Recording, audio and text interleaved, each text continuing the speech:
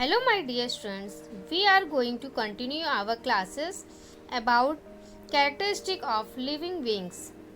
Let's get started. Living beings respond to stimuli. Stimuli are things that produce a response or reaction.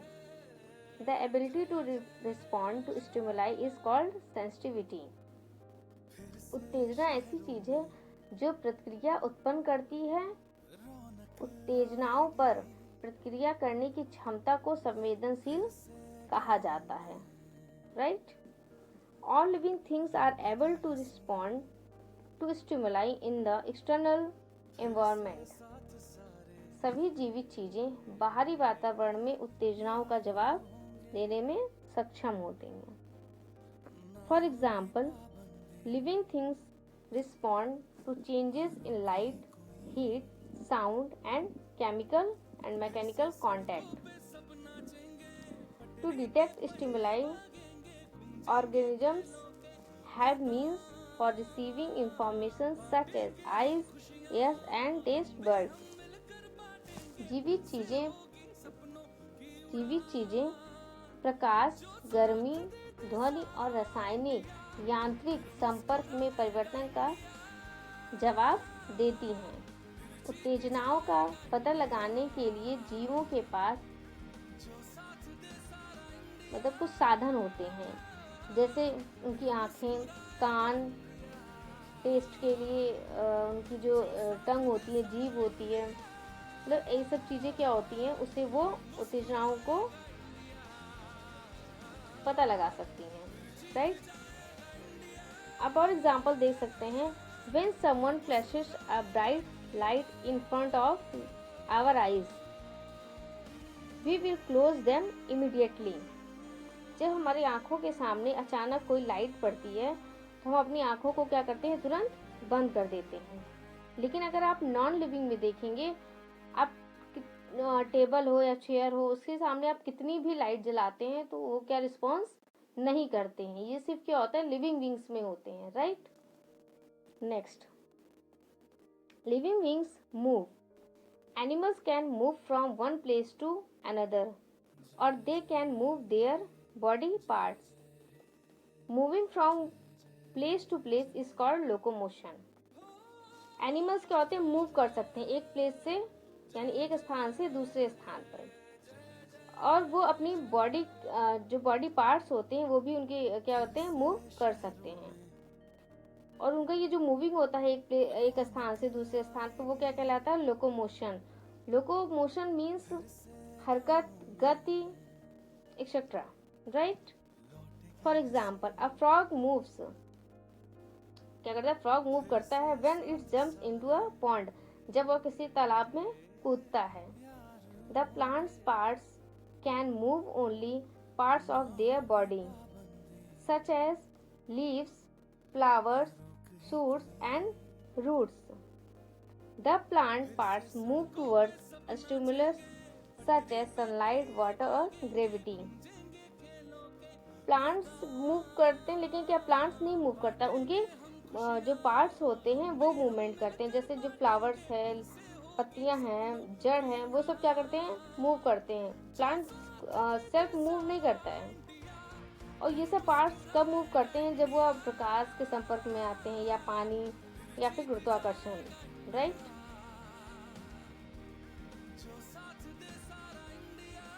Next, living beings reproduce. Living beings reproduce और produce their own kind. Some animals lay eggs, others give birth to young ones that look like them. सभी जीवित प्राणी जो होते हैं वो प्रजनन करते हैं। राइट? ये अपनी तरह उत्पादन करते हैं। कुछ जानवर क्या होते हैं, अंडे देते हैं, और कुछ क्या होते हैं, अपनी जैसी युवाओं को जन्म देते हैं जो उनकी जैसे दिखाई देते हैं। Many plants produce seeds from which seedling come out.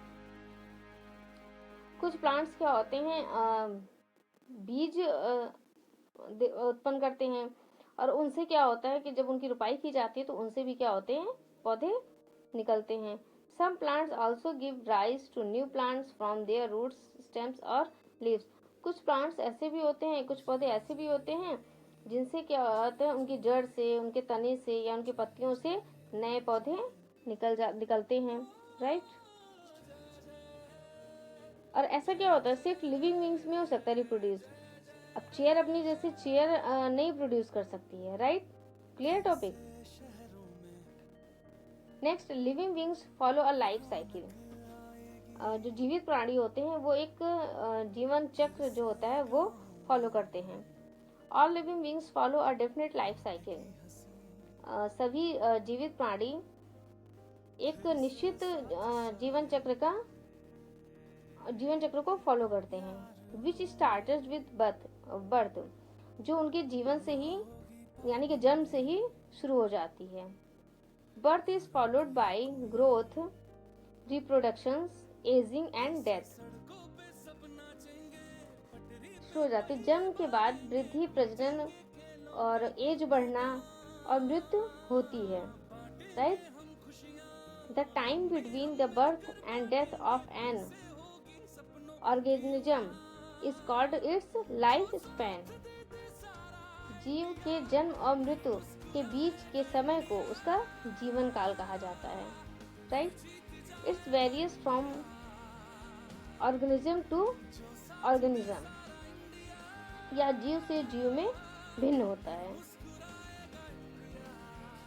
The average life span of bacteria is just 20 minute. Bacteria जो होता है यानी कि जो जीवाणु होते हैं उनका जो औसत जीवन काल होता है वो क्या होता है, 20 minute. While that of human beings is 75 to 80 years. जो ह्यूमन बींग्स होते हैं उनका क्या होता है 75 से 80 वर्ष। उनका क्या होता है, औसतन है, मतलब औसत एक एवरेज लिया जाए तो। नेक्स्ट है हमारा differences between the living and non living. दोनों में क्या अंतर है ये देखते हैं। Living beings are made up of cell. आपको मैंने पढ़ाया है प्रीवियस क्लासेस में, लिविंग बींग्स जो होती हैं वो कोशिकाओं से बनी होती हैं। ये भी मैंने बताया है, एक कोशिका से भी बनी होती है और बहुकोशिकीय भी बनी होती हैं। Non living things do not have cells. Non living के पास कोई सेल नहीं होता है।